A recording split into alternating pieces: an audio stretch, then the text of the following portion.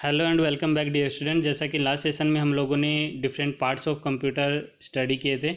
उसमें आपके input device हैं, आउटपुट डिवाइस हैं, आपका प्रोसेसिंग डिवाइस है। प्रोसेसिंग डिवाइस को भी हम लोगों ने फर्दर डिस्क्राइब किया था कि आपकी कंट्रोल यूनिट क्या होती है, अर्थमेटिक लॉजिक यूनिट क्या होती है, मेमोरी यूनिट क्या होती है, एंड जो आपके अदर पेरिफेरल डिवाइसेज जो आप एक्सटर्नली कंप्यूटर के साथ अटैच करते हैं वो आपके कौन कौन से होंगे, और साथ ही उनको जब अटैच करते हैं तो वो पोर्ट्स जो यूज करते हैं जैसे यूएसबी पोर्ट है, यूनिवर्सल सीरियल बस, आपका पावर पोर्ट है और आपका वीजीए पोर्ट है। इन सब के बारे में हम लोगों ने डिस्कशन किया था। सो कि वो आपको समझ आया होगा। आप उसको रिवाइज कीजिए। अगर उसमें कोई डाउट है तो आप कमेंट बॉक्स में लिख के मेरे से पूछ लीजिए।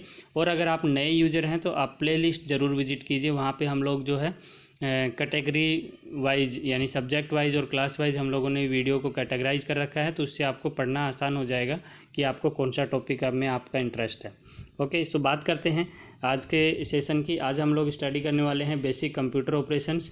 और ऑपरेशंस स्टडी करने से पहले एक छोटा सा आप रिव्यू कर लेते हैं हार्डवेयर एंड सॉफ्टवेयर्स के बारे में, जो कि बहुत ज़रूरी है कंप्यूटर को समझने के लिए।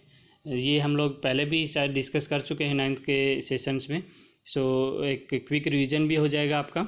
बात करते हैं हार्डवेयर एंड सॉफ्टवेयर की। सो कंप्यूटर जो है आप जनरली जब देखते हैं, जब आप कंप्यूटर को ऑपरेट करते हैं तो ऐसी चीज़ें जो आप फिजिकली देख पा रहे हैं, टच कर पा रहे हैं, यानी कि जितने भी फिजिकल कंपोनेंट्स आप महसूस करते हैं वहाँ पे, वो आपकी कीबोर्ड हो सकता है, माउस हो सकता है, आपका मॉनिटर हो सकता है, ये सारे फिजिकल कंपोनेंट्स आपके हार्डवेयर कहलाते हैं।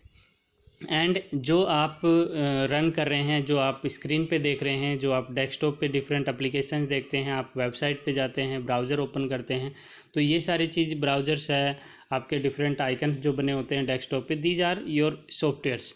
यानी कि आपके जो सॉफ्टवेयर होते हैं वो आपके उनको आप टच नहीं कर सकते। आप उनको सिर्फ क्या करते हो, यूज करते हो जब आपको उनकी रिक्वायरमेंट होती है, आप उस पर क्लिक करके ओपन करते हो। Okay, so that are not tangible part, यानी कि आप उसको टच नहीं करते हैं। और वो आपका जो है सेट ऑफ प्रोग्राम्स होते हैं, यानी कि पहले से उनमें आपका जो स्पेसिफिक टास्क है उसके लिए वो डिज़ाइन किए जाते हैं। नाउ बात अगर मैं करूँ आपके जो ऑपरेटिंग सिस्टम आपका जो होता है, एक सॉफ्टवेयर में सबसे इम्पोर्टेंट जो है वो आपका ऑपरेटिंग सिस्टम होता है। आपका कंप्यूटर जो है अगर ऑपरेटिंग सिस्टम नहीं है तो आपके लिए बड़ा डिफ़िकल्ट हो जाता है टास्क परफॉर्म करना, क्योंकि बाइनरी लैंग्वेज में हम लोग आपके कंप्यूटर को इंस्ट्रक्शंस देंगे तो वो उसको किस तरीके से इंटरप्रेट करेगा वो तो मशीन के लिए ईजी होता है 0-1 समझना। ओके, बट यूजर के लिए बड़ा डिफ़िकल्ट हो जाता है कमांड्स देना 0 और 1 की फॉर्म में। ओके, सो आपके लिए जो आपके काम को आसान कर देता है that is your operating system. और ये एक सिस्टम सॉफ्टवेयर होता है, और जो ऑपरेटिंग सिस्टम होता है वो आपका प्लेटफॉर्म प्रोवाइड करवाता है बाकी सारी एप्लीकेशंस को यूज़ करने के लिए। क्योंकि अगर आपके सिस्टम में ऑपरेटिंग सिस्टम नहीं है तो आप डिफरेंट एप्लीकेशन जो आप माइक्रोसॉफ्ट वर्ड यूज़ करते हो, नोटपैड यूज़ करते हो, वो आप रन कैसे करवाएंगे आपके सिस्टम में, बड़ी डिफ़िकल्टीज होगी। तो ऑपरेटिंग सिस्टम वो प्लेटफॉर्म प्रोवाइड करवाता है सच दैट जो आपकी डिफरेंट एप्लीकेशंस और सॉफ्टवेयर्स हैं आप उनको वहाँ पे रन करवा सको, गेम खेल सकते हैं, मूवी देख सकते हैं, just because of operating system. तो ऑपरेटिंग सिस्टम आपका सिस्टम सॉफ्टवेयर होता है। ओके, यहाँ पे जो आपको सॉफ्टवेयर दिखाई दे रहा है ये उबंटू ऑपरेटिंग सिस्टम है। ओके, आपका फ्री ऑफ कॉस्ट अवेलेबल होता है और सिक्योर भी होता है। ज़्यादातर हम लोग जो यूज़ करते हैं that is your window operating system. जो विंडोज़ का ऑपरेटिंग सिस्टम होता है माइक्रोसॉफ्ट का, वो ज़्यादातर हम लोग यूज़ करते हैं। विंडो 10 है, विंडो आपका 8 है, ओके, विंडो 7 है। इसकी जो एक्सटेंडेड वर्जन है वो मार्केट में अवेलेबल होते हैं, वो हम लोग ज़्यादातर यूज़ करते हैं ऑफिसेस में और पर्सनल यूज़ के लिए। ओके, सो उबंटू भी ऑपरेटिंग सिस्टम है। मैक ऑपरेटिंग सिस्टम होता है जो ज़्यादातर आपके जो मैक सिस्टम है या फिर आपके डिफरेंट जो आपके एप्पल के फ़ोन होते हैं वो यूज़ करते हैं। नाउ अगर बात करें मोबाइल डिवाइस की, तो मोबाइल डिवाइस में भी आपका ऑपरेटिंग सिस्टम होता है। ओके, मोबाइल डिवाइस में जो सबसे ज़्यादा पॉपुलर है that is Android operating system, जो कि गूगल का होता है। गूगल एंड्रॉयड ऑपरेटिंग सिस्टम ज़्यादातर फेमस ऑपरेटिंग सिस्टम है। एप्पल का आईओएस होता है, एप्पल के जो मोबाइल फ़ोन्स होते हैं उनमें आईओएस ऑपरेटिंग सिस्टम होता है। और ऐसे बहुत सारे ऑपरेटिंग सिस्टम विंडोज़ के फ़ोन होते हैं, उनमें डिफरेंट ऑपरेटिंग सिस्टम अवेलेबल होता है। सो सिस्टम सॉफ्टवेयर जो होता है आपका ऑपरेटिंग सिस्टम जो होता है वो एक प्लेटफॉर्म प्रोवाइड करवाता है आपके डिफरेंट एप्लीकेशंस को रन करवाने के लिए। जैसे आपका ब्राउज़र हो गया, गेम हो गया, ऑफिस टूल हो गया, ये सारे रन कर पाते हैं just because of your operating system. Now अगर बात करूं मैं आपके कंप्यूटर के स्टार्ट करने की, तो जब आप कंप्यूटर को स्टार्ट करते हो तो सबसे पहले जो प्रोसेस स्टार्ट होता है that is called booting process. जैसे ही आप पावर बटन ऑन करते हो और कंप्यूटर के अंदर इलेक्ट्रिसिटी प्रोवाइड करवाते हो, तो जो आपका सेकंड जो आपका रोम होती है, रीड ओनली मेमोरी जो होती है, वो स्टार्ट होती है और वो आपकी बूटिंग प्रोसेस को स्टार्ट करती है। एंड जो भी आपका ऑपरेटिंग सिस्टम होता है उसको लोड करती है मैन मेमोरी में, रैम के अंदर, रैंडम एक्सेस मेमोरी जो होती है उसके अंदर लोड करती है। और साथ ही जो बेसिक फंक्शंस परफॉर्म होते हैं उनमें सबसे इम्पोर्टेंट वन है कि वो बायोस जो है सबसे पहले पोस्ट आपका वर्क करता है। बायोस जो है वो power on self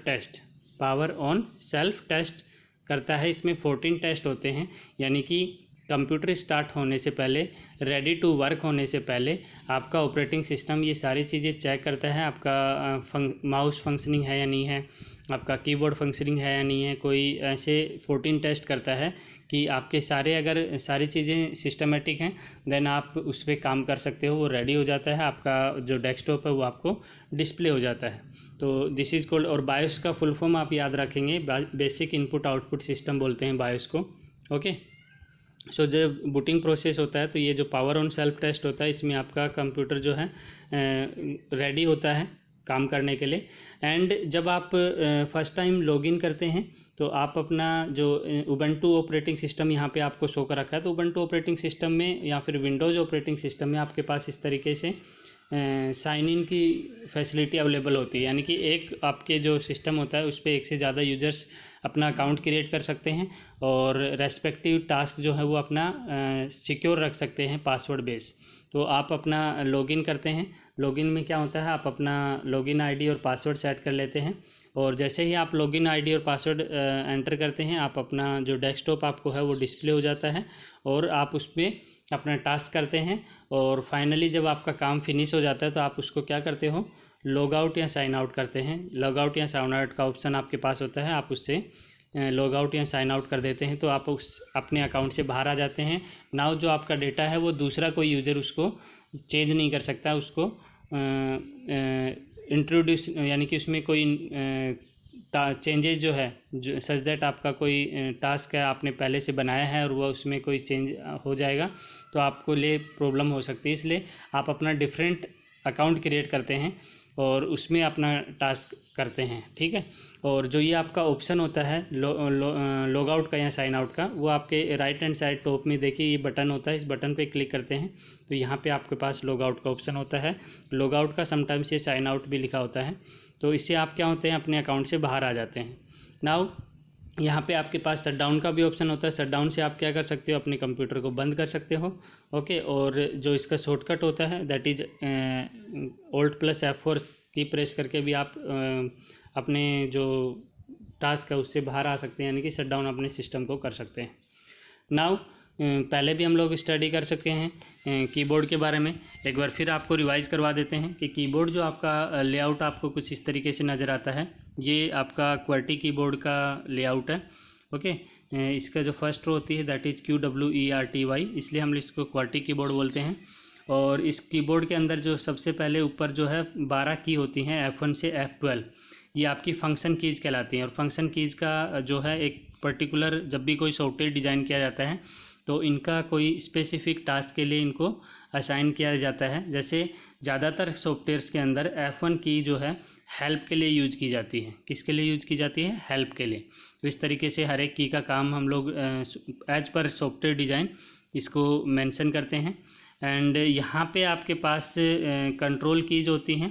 control keys जो है जैसे आपका ऑल्ट हो गया, कैप्स लॉक हो गया, टैब हो गया, शिफ्ट हो गया, स्पेस बार, इनका यूज हम लोग मॉडिफायर की एज ए मॉडिफायर की यूज करते हैं कि इनकी हेल्प के इनके साथ एक शॉर्टकट बना दे, जैसे Ctrl+C, Ctrl+V, Ctrl+P, प्रिंट करने के लिए। तो इस तरीके से हम लोग इन कंट्रोल कीज़ का भी यूज करते हैं। ओके, एंड आपके पास एंटर की होती है। एंटर की हमेशा आप इसको रिटर्न की भी बोलते हैं।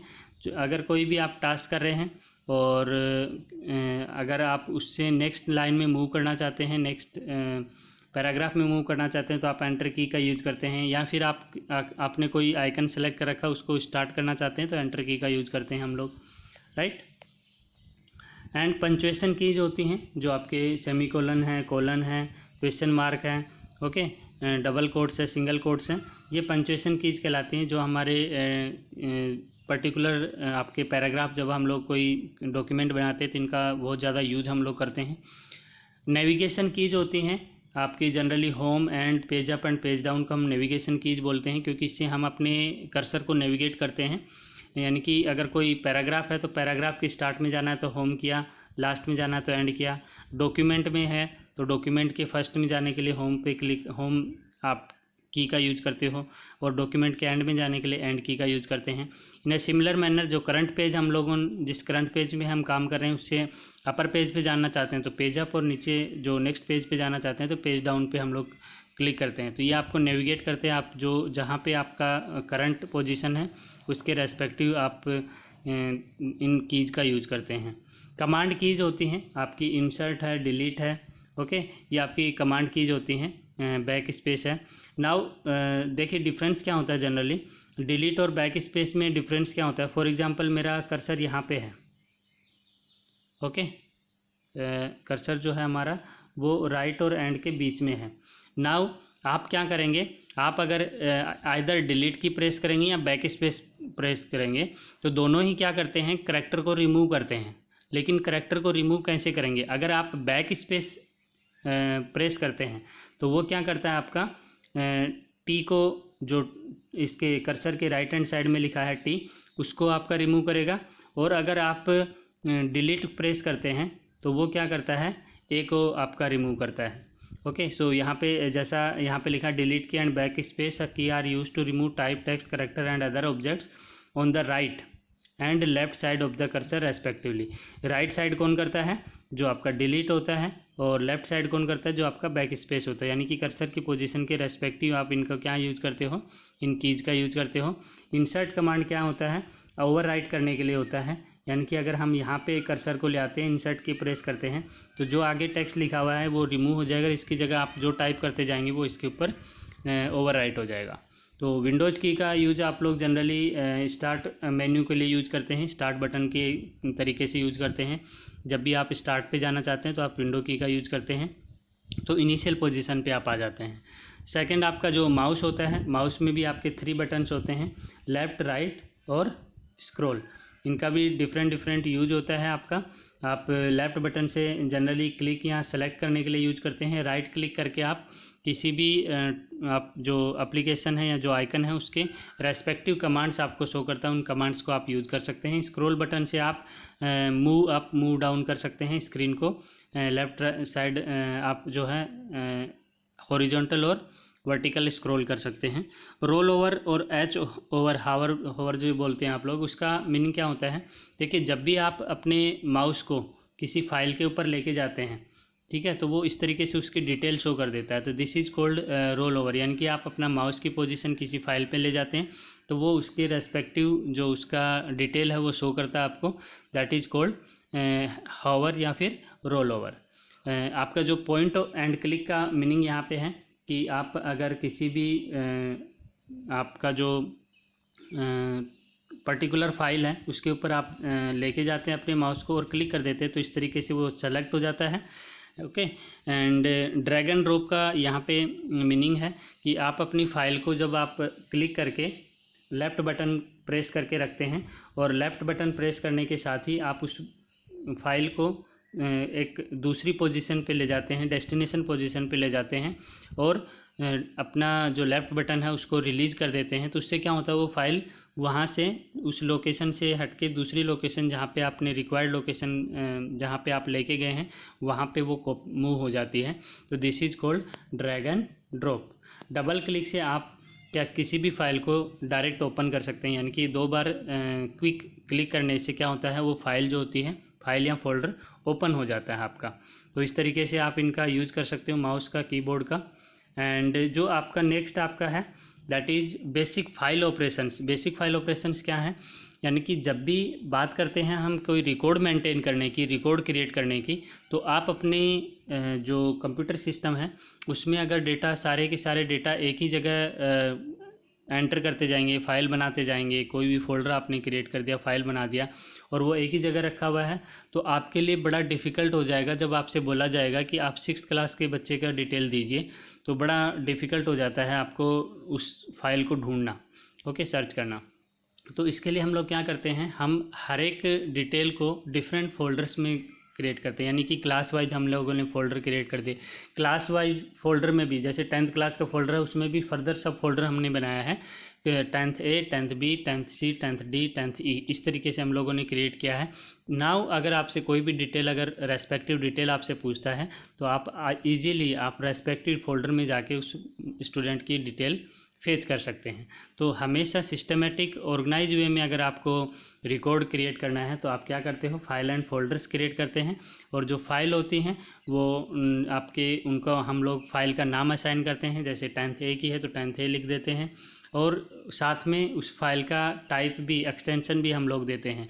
फाइल का एक्सटेंशन और फाइल के नाम के बीच में डॉट पीरियड, जो पीरियड जो हम बोलते हैं जिसको, उससे हम उसको सेपरेट करते हैं। जैसे अगर आपके फाइल का नाम है, फॉर एग्जांपल आपका नाम है 10th A, ओके, .txt, इसका मतलब क्या है, ये आपका फाइल का एक्सटेंशन है और ये फाइल का नाम है, ओके। तो जो ये txt है, ये आपका बताता है कि आपकी फ़ाइल जो है वो आपने नोटपैड में बनाई है, क्योंकि नोटपैड फाइल का एक्सटेंशन क्या होता है, .txt होता है, ओके। तो इसी तरीके से और भी डिफरेंट फाइल्स होती हैं, जैसे .doc है, वो आपकी वर्ड की फ़ाइल होती है, .xls है, वो आपकी एक्सेल यानी कि स्प्रेडशीट फाइल होती है, एंड .jpg है, वो जॉइंट पिक्चर एक्सपर्ट ग्रुप, वो आपकी बताती है कि आपकी फ़ाइल जो है वो इमेज है। MP3 है, वो ऑडियो फाइल के लिए हम लोग यूज़ करते हैं। इस तरीके से हम लोग फ़ाइल के एक्सटेंशन से बता सकते हैं कि वो फ़ाइल किस रेस्पेक्टिव पर्पज़ के लिए आपने क्रिएट की है, ओके। तो हर एक फ़ाइल और फाइल के नाम और फाइल का जो एक्सटेंशन है उसके बीच में हम लोग डॉट का यूज़ करते हैं। जो बाय डिफ़ॉल्ट जब आप उसको सेव करते हो तो एक्सटेंशन अपने आप वो यूज होता है, यूज क्रिएट अपने आप हो जाता है। आप सिर्फ फाइल का नाम वहाँ पे लिखते हैं, ओके। जब फाइल को क्रिएट करना है, अगर आपको फॉर एग्जांपल नोटपैड में क्रिएट करना है टेक्स्ट एडिटर के अंदर, तो उबंटू में आप कैसे करते हैं, देखिए, आप सर्च में जाएंगे, एडिटर लिखेंगे तो यहाँ पे टेक्स्ट एडिटर आ जाएगा। ये टेक्स्ट एडिटर पे क्लिक करेंगे तो इस तरीके से टेक्स्ट एडिटर ओपन हो जाएगा। उसमें आप रेस्पेक्टिव अपना डेटा एंटर कर लें, जो आपको डेटा एंट्री करनी है। डेटा एंट्री करने के बाद सेव पे क्लिक करना है, और या फिर आप शॉर्टकट की Ctrl+S का यूज़ कर सकते हैं।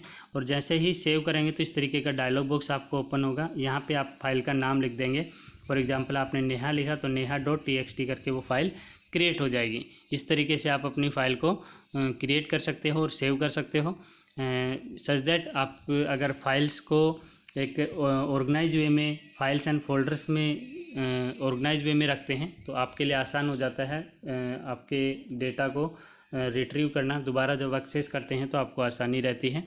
तो जब भी आप ऐसा कोई टास्क करते हैं तो उसको इसी तरीके से फाइल्स एंड फोल्डर्स में आपको क्रिएट करना है। नया फोल्डर क्रिएट करना है तो आप राइट क्लिक करके अपना जो माउस है उसमें न्यू बटन पे जाके नया फ़ोल्डर क्रिएट कर सकते हो और उस फोल्डर के अंदर अपनी फाइल्स रख सकते हैं, ओके। होप कि आपको वीडियो पसंद आया होगा, पसंद आया है। अगर आप नए यूज़र हैं तो प्लेलिस्ट ज़रूर विजिट कीजिए, वहाँ पे हमारे जो वीडियोज़ हैं वो कैटेगराइज हैं क्लास वाइज और section wise. So keep watching, keep learning, thank you.